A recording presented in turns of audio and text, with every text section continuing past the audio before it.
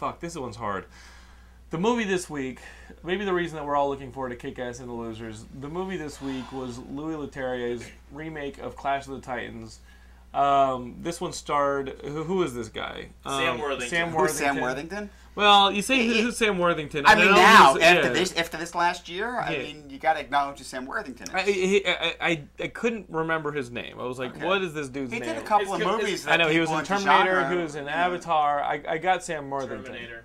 But Sam Worthington plays Perseus, like the Harry Hamlin role. Yes. And it kind of fluctuates in and out of sticking to the old school Clash of the Titans. Like there are elements from the old Clash of the Titans that are in there. Yeah. And it almost surprised me how much of those elements were in here, but they were definitely adapted. I got to tell you, I'm conflicted with whether or not my review is fair or not, because I loved that movie as a kid and as a nostalgia aspect. And so did Laura. I've been looking forward to discussing with you. Well, I was blown away by how much Laura recalled from the old one. Yeah, well, and also for me, and Laura may be the same, I saw it in the theater. Right, she did. Like, I was just like, I love that movie. And for people like us who were big on it in VHS, like, we loved it because it was a Ray Harryhausen movie, and we really love those films. You know, but this one... That was a high cheese factor. Talking about this one, the one that these guys put on the screen now, you got those basic elements. Perseus is a half-son of Zeus. He is in the middle of humanity ticking off the gods for forsaking them or yelling at the gods. They've dismantled a statue of Zeus, and now Zeus and the rest of the gods say, listen, we got to remind these people who's king. We got to send the, we got to scare the shit out of them and punish them. So Hades kind of tricks Zeus into allowing him to put fear back into the hearts of man. Exactly. And the thing is that, looking at this in broad strokes, I really liked the idea that the stakes here were bigger, that it became about, the gods and their little battle was being somewhat decided on what Perseus did. I thought that was a really good idea. And my understanding, by the way, because something that really bothered me is I thought Poseidon's role was very negligible. Totally, didn't make sense. My understanding is and you cast what's his name in it, like this Danny Houston. Well, I heard that it's a whole lot of stuff that was on the floor, and someone told me they saw him at the premiere and he was pissed. Yeah, Danny Houston basically shows up to stand there with a trident. Yeah, he's like one scene. Apparently, he's on a lot more of the movie, which has made me very, very curious to see this thing when it comes out on Blu-ray. So you would sit through this movie again? I would sit through this movie to see what's been deleted. Because I woke up to... I would like to see what's missing. Your time? But I'm saying that when I hear that all that stuff is missing, that's what largely is wrong with the movie is... It's basically that they just threw together a bunch of action pieces. It was... And where's a lot of that plot? And it's my understanding that plot was done and they butchered it just to throw out an action movie. I think there are a couple rough patches in this movie. And I got that piecemeal nature of editing together, like maybe making like a greatest hits of what was actually in the script. When you see the baby Perseus come out, and he's in this floating casket that that's been thrown into the sea, and you understand where it came from later. But this fisherman pulls him out of the sea, opens the casket, and finds baby Perseus in there. And then it just randomly cuts to the side of a mountain, and this woman goes, Perseus. And then it just cuts back to the boat. You never see that woman again for another 10 minutes. Right. But it just randomly cuts to a shot of a woman on the cliff going, Perseus. Well, wait a second, even that. I mean, the whole idea of Io, I found really confusing. I was like, so all she is... She's the woman who is cannot die, but is guiding Perseus along his path. Except that... And then dies and gets reincarnated as a wench. Yeah. Well, wait, but back up. If all she is a woman who's cursed, why does she have any ability to guide him in any way? If she was a goddess, if she was Athena, then you understand that she's guiding. Right. Okay, that she's doing something, that she has some godly power. If all she is a regular human being who just can't age, then how does she even know about him? How does she have any kind of divine perspective? In what way is she guiding him? In what way is she influencing him? Because I was expecting her to be a goddess. And all she was a woman who had ticked off the gods. And, she was that cursed doesn't make sense. With not being able to die. And that doesn't make sense. And I'm watching this movie, and keep in mind, this is how I woke up this morning, and I had a text from Gilmore and one from Bibiani that said, don't see this movie, it is god-awful. And I said, okay, I'm going to see this movie, it is god-awful. So I sit through the movie, it's god-awful. And... beyond just the the cutting up of this movie, and it really does feel like they're just going through the action pieces at a clip, and to the point where they're just not meaning anything. The final scene with the Kraken, we both yawned in this movie. It really didn't feel like anything because he's not fighting the Kraken. He's chasing around a bat creature with a bag. Right.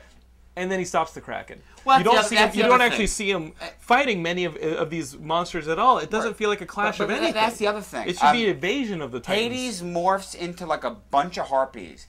The harpies get killed, Hades fine. What is it that he's morphing into? What does that mean? You know? You keep seeing Hades, he morphs into the harpies, and yet it doesn't... Why does he morph into the harpies if then killing the harpies doesn't hurt him at all? But what does that mean? What is that about? I mean, distraction. In the performances in this movie, the performances in this movie are a little rough. Yeah. You know what I mean? Beyond just what you said was the problem with it, felt like a really truncated editing job. No, it feels like the story in itself is a problem, and you kind of get the Indiana Jones 4 problem of diluting your main character, because in the first movie, it was really about Harry Hamlin's Perseus finding himself, and the gods helping him. The gods were giving him tools, right? And they tried to mix that in, but it felt... But the tools just came out at random. Well, it was disjointed. You didn't have a sense... Zeus is like, oh, screw him if he's not paying attention to me. Oh, actually, I did want to help him. And again, I felt like that was an editing thing. I was like, was there a scene where Zeus was like, I really do care about my son and I've been looking to help him? I don't know. It seemed like Perseus is sharing... It seems like the gods have their heads up their asses the entire movie. Like, I love how the gods are portrayed like managers at a McDonald's in this movie. Gilmore. It's like, we should do this. No. They're having their weekly management meeting. Not only guys, big deal. McRib's coming back, and Perseus here. We're gonna throw it at him. It's not just the guys though. The human characters were problematic. I mean, Perseus is sitting there sharing screen time with a bunch of underdeveloped characters, and then they keep getting added to by like the undead skeleton guy gets added to the party. And literally you'd have scenes where someone's like... Didn't he feel like he was right out of Flash Gordon? Oh God! You'd have these guys being like Perseus. You have to accept your tools you got to accept your godhood. And then the next scene, he's like, "I won't be happy until I spit in the face of a god." It's like, well, that was the other thing. So they're trying to do this whole big thing about man, you know, and that's you know, in all the trailers, it's about man. It's the age of man now, and all that. And you're sitting there going like, what does that even mean? Like, where is you expect this heroic arc, and him maybe at the end he's gonna take on his gifts and accept it, you know, his role and his destiny. They're trying to push this idea that's all about man. And ultimately, it really is about the only reason why he's successful is because he's a demigod. Right. You know, I mean, no normal man could have done the things that he did. Even that was inconsistent. It's not really clear. Because he kept his trying demigod to status was he stronger? Is he faster? I mean, I guess that's why in a day and a half he's instantly badass. No, I think what it means is you can go 10 days. The span of this movie, the main story of this movie is 10 days. Your hair doesn't get any longer. You don't grow a beard. You don't even. This guy, Sam Worthington, is the only person in this fucking movie that doesn't have long hair. And his hair doesn't get any longer. Well, hair growing tendon isn't a big deal. The beard is problematic. Everyone in this movie has locks of hair except Sam Worthington. Right. I was like, this guy's a weirdo, right? Like, he's a fisherman / barber. What has he been through that his hair is like that? You know, it's like, what's wrong with this guy? His hair doesn't grow. Yeah. You didn't think that was a little weird that he's in this world with a ton of dudes and mascara? And like he can't wear. Laura thought it was pretty funny. What was the name? Argos for men, and it's just like like a mascara line because every dude in Argos had like fucking mascara and dirt on their face, and I was like, "Fuck this city, and let it crumble." They had all these annoying characters, like that guy who brought what's-her-face to be sacrificed up at the end. Oh, the comedian guy? Yeah. The guy who was a total crazy, the apocalypse was coming dude. You know, but now he's movie? Even in his own party, that Sasha Vujacic looking dude, the dude who looked like Luke Walton, who was like the pussy, and then he dies. It's like, okay, congratulations, you really were Sasha Vujacic. Yeah, and you know that comedian guy. You know, you have a shitty movie when there's a role that could have been played better by Matthew Lillard. Matthew Lillard did play that guy in Contact, and then no, that was Jake Busey. Jake Busey, you're right.